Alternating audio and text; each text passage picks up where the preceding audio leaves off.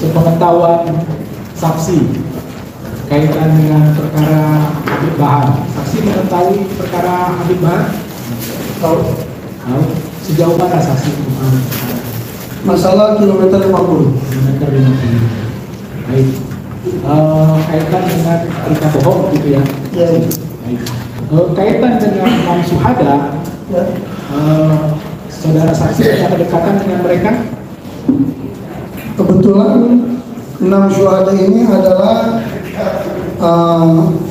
laskar terbaik yang ada di LPI, dan ini selalu mendampingi dalam setiap berbagai macam kegiatan yang saya lakukan. Nah, saudara saksi mengetahui tidak peristiwa naik 50 pada saat jenazah dibawa dari rumah sakit sampai kemudian ke Petamburan, sampai kemudian di Petamburan kemudian dimandikan kembali, atau mungkin ada proses yang dijalankan pada saat peristiwa itu, bisa diceritakan? Ya, izin yang mulia, saya ingin cerita terlebih dahulu karena yang dibunuh dengan cara keji, ya, menyakitkan. Saya ingin cerita terlebih dahulu sebelum kejadian terhadap laskar di kilometer 50. Itu hari Minggu pagi, mulai dari jam 8 pagi, ke-6 laskar ini bersama-sama dengan saya ada di Sentul. Itu pas kejadiannya, jadi 1 hari sebelum kejadian, tanggal 6. Jadi hari pagi 6 laskar ini kebetulan duduk mendampingi saya. Pada saat itu saya ngobrol dengan beliau, dan laskar inilah yang memberikan saya kopi. Bahkan waktu makan siang saya pengen makan nasi padang, jadi laskar inilah yang berikan nasi padang. Jadi begitu kedekatan dengan saya luar biasa di hari Minggu itu, mulai pagi sampai siang makan bareng. Lalu sekitar jam 4:30 sore, saya pada saat itu pamitan dengan Habib Rizik. Saya katakan saya ada tugas pengajar dan ada ceramah juga. Laskar ini mengantarkan saya pulang. Saya bilang nggak usah, saya cukup dengan supir saya. Anda kerjakan tugas Anda untuk mengawal daripada Imam Besar Habib Rizik. Setelah itu saya pulang lagi, Mas. Saya tidak ada isyarat yang menggambarkan akan terjadi sesuatu yang membuat pilu terhadap anak-anak saya. Akhirnya sekitar jam 10 malam saya sudah terlalu capek, saya tidur. Sekitar jam setengah 1, jam 12 lewat, saya ditelepon, dapat SMS. Saya nggak buka WA karena saya sudah lelah tidur. Jam 4 subuh saya bangun, saya lihat sudah banyak panggilan handphone, WA. Terjadilah apa yang terjadi terhadap anak-anak saya, laskar-laskar saya. Saya dapat berita, ya, 6 orang hilang, belum ketahuan apakah hilangnya itu dibunuh, apa diculik, apa nanti akan pulang hidup atau mati, kita nggak tahu. Ya. Singkat cerita, karena saya yang mempunyai tanggung jawab terhadap 6 laskar yang ada di Jakarta ini, karena setiap ada pengawalan untuk imam besar, itu selalu nama-nama itu diberikan kepada saya. Saya harus tahu, saya mau mengawal daripada imam besar ini. Setelah itu saya susul rombongan mobil yang lain ini, termasuk di situ ada Habib Rizik beserta keluarga, di daerah Kerawang di Kampung Artis. Kampung Artis, sesampainya saya di situ, ya, saya melihat yang sudah saya anggap sebagai bukan hanya guru, tapi sudah saya anggap sebagai orang tua saya, Habib Rizik ini. Akhirnya Akhirnya saya masuk ya, di kamar ngobrol berdua dengan beliau. Beliau bilang apa? Kita minta sama Allah berdoa. Kalau mayatnya ini ketemu saja sudah alhamdulillah. Ini kejadian seperti ini kata Habib Rizik ini yang hidup jarang, pasti mati. Kita minta sama Allah berdoa, mayatnya jasadnya diketemukan agar kita bisa mengulangi jasadnya ini pada keluarga. Nangis, saya nggak kuat. Habib Rizik pun seperti itu, menangis.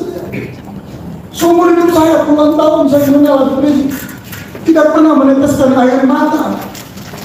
Tapi di saat kejadian dengan 16 kali ini beliau meneteskan air mata. Akhirnya kata beliau, yaudah, kalau gitu kita siap-siap pulang ke Petamburan, karena di Petamburan ramai ya ingin tahu berita ini. Izin yang mulia, saya duduk di ruang makan gitu di satu tempat di sana. Ya, begitu saya duduk di sana, ada menantu beliau, ada Habib Hanif, begitu juga ada Imam FI Banten Buya Kurtubi. Begitu saya duduk, saya lihat berita di TV One siang hari itu, Pak. Berita. Saya lihat berita itu, ternyata ya yang membunuh Laskar itu ya polisi. Responnya itu ya polisi yang menembak daripada 6 laskar ini dengan tuduhan teroris macam-macam yang semuanya ini menurut saya mustahil. Apalagi difitnah untuk anak-anak saya ini bawa senjata. Saya bersumpah di depan hakim yang mulia, wallahi tallahi billahi, saya tidak akan bisa melihat matahari pagi besok. Di dalam ada RTFI tidak diperbolehkan untuk anggota FPI baik LPI membawa senjata tajam, apalagi senjata api. Begitu saya lihat berita ada preskon di Polda Metro bahwanya polisi yang menembak 6 syuhada itu, saya langsung lari.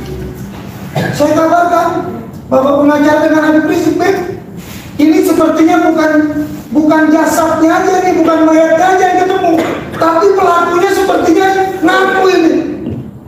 Saya tidak tahu, karena kepanikan saya. Begitu saya sampaikan, beliau lihat berita. Setelah beliau lihat berita, beliau sujud syukur dengan Allah Subhanahu Wa Taala kalau pengawal beliau 16 terbaik ini diketemui daripada jasadnya sudah ada. Belum tahu kita ada di rumah sakit mana, kita belum tahu, tapi ada. Setelah itu izin yang mulia, saya pulanglah.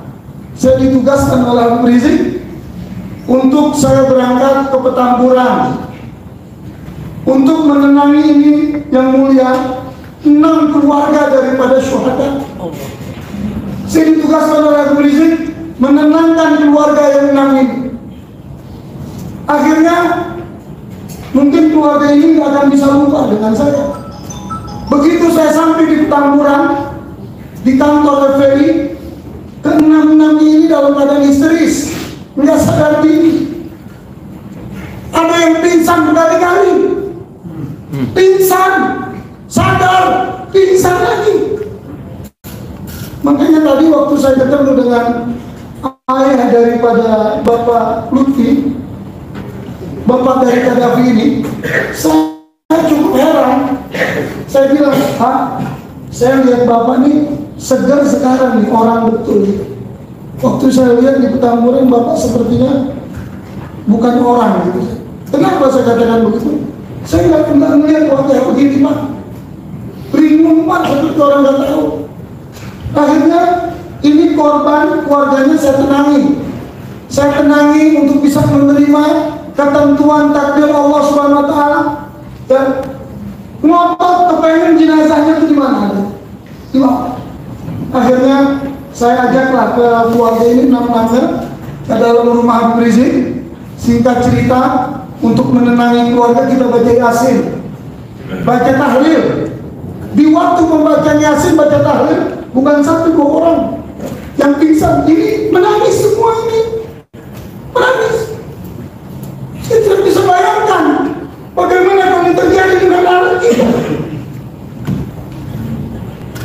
Dan singkat cerita, jenazah itu baru kita terima pada 2 hari setelah itu, kurang lebih di hari Selasa malam sekitar habis isya jam 8:30. Mungkin sedikit cerita dari saya, prolog seperti itu.